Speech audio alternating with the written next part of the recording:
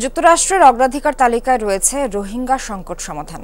এ মন্তব্য করেছেন যুক্তরাষ্ট্রের পররাষ্ট্র মন্ত্রণালয়ের মুখপাত্র Matthew Miller. Double million offer, Walton fridge কিনে পেতে পারেন 20 লক্ষ টাকা, রয়েছে কোটি কোটি টাকার নিশ্চিত উপহার।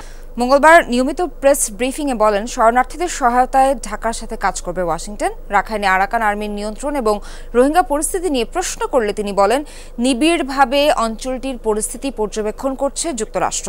সংঘাত নিয়ে উদ্বেগও জানান তিনি। বাংলাদেশের এক উপদেষ্টার সোশ্যাল মিডিয়া পোস্ট সহ আরও কয়েকটি ইস্যুতে প্রশ্ন করলে সেসব এড়িয়ে যান মিলার। সাংবাদিক গ্রেফতার ইস্যুতে প্রশ্ন করলে জানান, গণমাধ্যম এবং মত প্রকাশের স্বাধীনতাকে সম্মান জানানোর পক্ষে যুক্তরাষ্ট্র।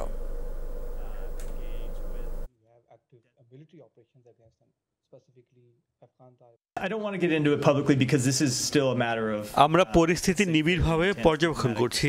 মিয়ানমারের সংঘাত এবং এর কারণে আঞ্চলিক স্থিতিশীলতা ও নিরাপত্তার ঝুঁকির বিষয়টি নিয়ে অবহিত আছি। আমরা রোহিঙ্গা সংকট সমাধানকে অগ্রাধিকার দেই। বাংলাদেশের মানুষ ও সরকার তাদের আশ্রয় দিয়ে মহানুভবতার পরিচয় দিয়েছে। রোহিঙ্গা সহ শরণার্থীদের সহায়তায় বাংলাদেশের সাথে কাজ করে যাব।